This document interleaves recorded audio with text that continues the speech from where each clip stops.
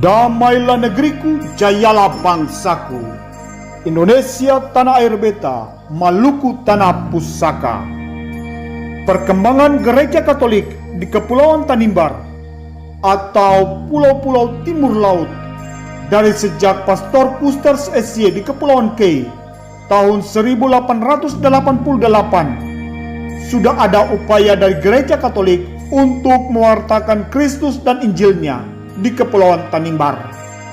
Hal ini nampak dari arahan Monsignor Claassen, Vikaris Apostolik Batavia saat itu, kepada Pastor Kusters. Dan untuk memulai misi di Kepulauan Tanimbar, sama seperti di pulau-pulau lain di Nusantara, maka harus atas izin pemerintah Gubernur Jenderal Hindia Belanda. Maka Monsignor Claassen menyurati Gubernur Jenderal Hindia Belanda tertanggal 26 Januari tahun 1892. Permohonan Monsignor Claassen belum diterima oleh Gubernur Jenderal Hindia Belanda karena berbagai faktor. Di antaranya karena alasan keamanan yang belum terjamin di wilayah Kepulauan Tanimbar. Pada tahun 1908, Pastor Dr. Matthias Nans MSc selaku Prefektur Apostolik Netherlands New Guinea atau Prefektur Apostolik Papua Belanda yang berpusat di Langur sempat melakukan kunjungan ke Pulau Larat, dan beberapa tukang dari Kepulauan Kei meminta Pastor Nans agar segera memulai misi di Pulau Larat. Namun hal itu tidak segera terlaksana karena Pastor Nans MSc harus ke Roma bertemu kongregasi Interfidei dan ke Belanda bertemu pimpinan tarekat MSc sehubungan dengan pertanggungjawabannya selaku Prefektur Apostolik atas wilayah misi yang dipimpinnya. Sekembalinya Pastor Nans MSc didapatkan bahwa Pulau Larat yang telah dijejaki tidak lagi memungkinkan untuk memulai karya misi Katolik karena dalam rentang waktu itu agama Kristen Protestan sudah memulai misi di Larat. Hal ini terungkap dalam kronik The Mission of the Tanimbar in London pada tahun 1910 sampai tahun 1950. Pada bulan Juli tahun 1910, Gereja Katolik kembali menjejaki wilayah Kepulauan Tanimbar atau pulau-pulau timur laut. Dan dalam penjejakan itu diputuskan bahwa misi Gereja Katolik harus dimulai dari Pulau Yamdena.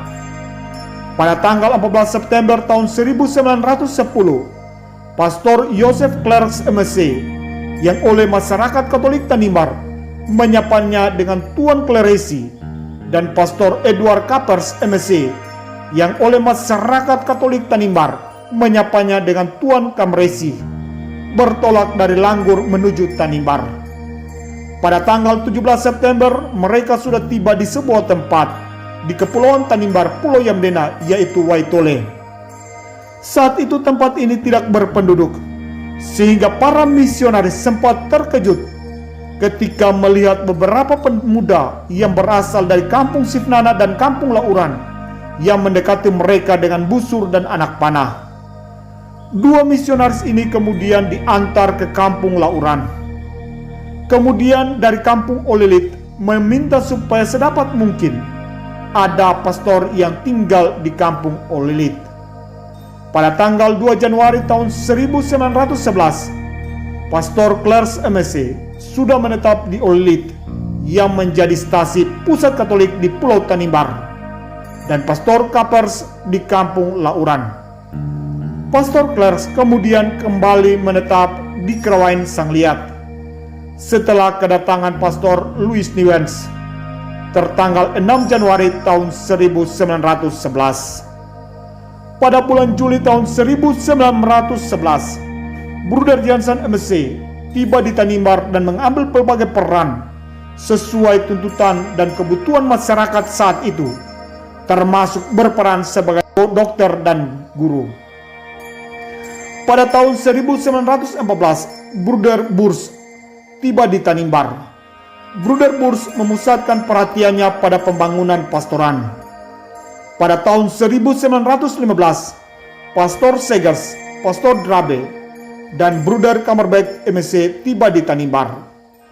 Pastor Segars MSC menjadi pengurus sekolah di Somlaki, sedangkan Pastor Drabe MSC memusatkan perhatiannya pada pengembangan misi di wilayah Alusi.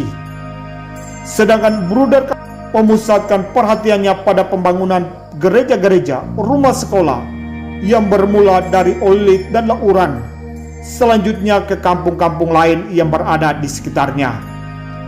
Pada tahun 1917, asrama di Somlaki dibuka dan Bruder Russell MSc sebagai kepala asrama. Tahun 1920, Bruder Beyer membuka sekolah pertukangan, dan di tahun ini pula tibalah Pastor Tubing dan Pastor Weber. Realitas masyarakat yang dihadapi oleh para misionaris ketika itu dapat kita lihat pada buku En Quarte Eu Apostolat tahun 1903 sampai tahun 1928 yang ditulis oleh Pastor Louis Newens MSc atau Tuan Lobby yang langsung dari Belanda ketika itu dan tiba di Tanimbar pada tanggal 6 Januari tahun 1911.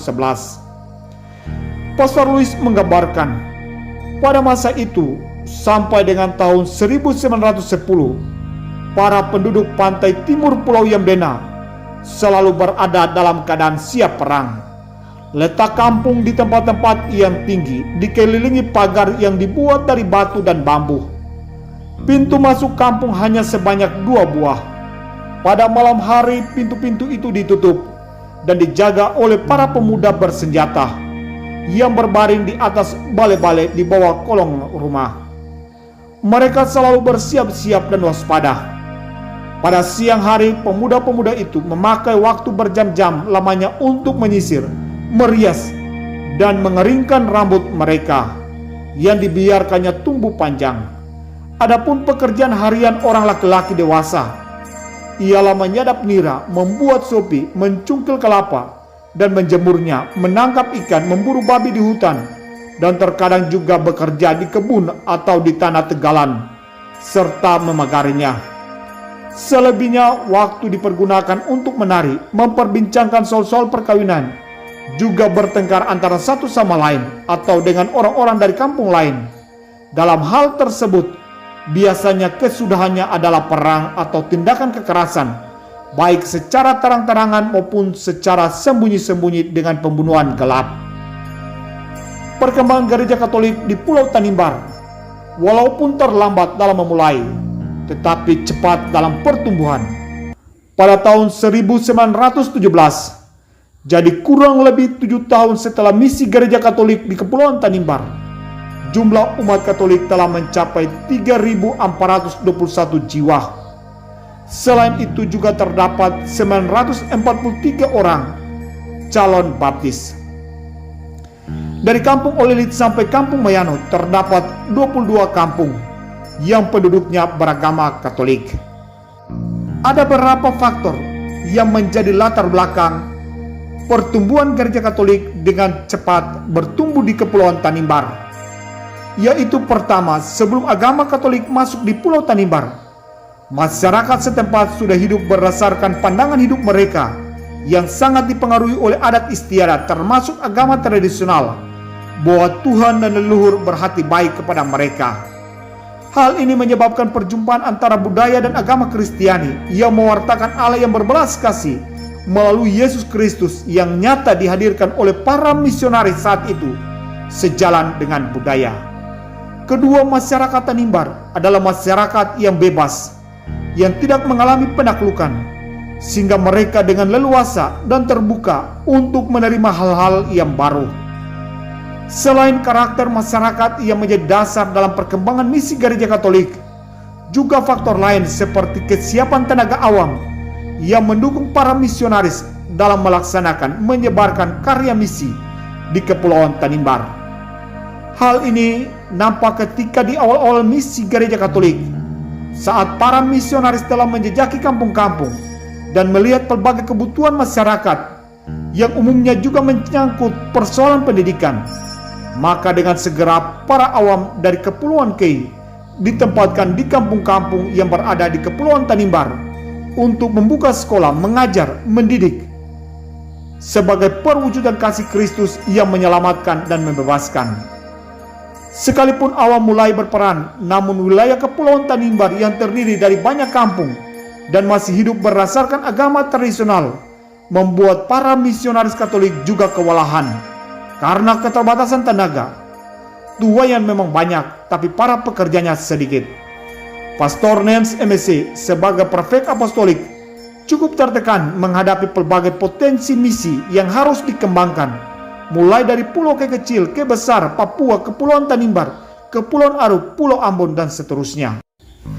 Di kemudian hari, karena letak Kampung Olilit sebagai pusat misi gereja Katolik, jauh dari tempat pemerintahan dan pelabuhan, sehingga pusat misi di Pulau Tanimbar kembali ke Somlaki.